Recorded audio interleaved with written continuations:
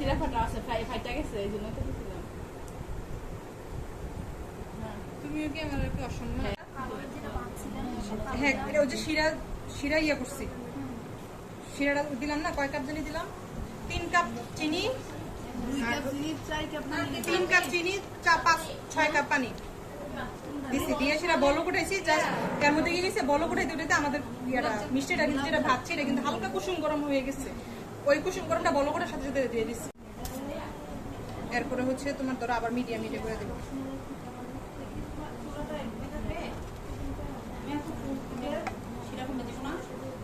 একটু করে তো কমাই দেবো।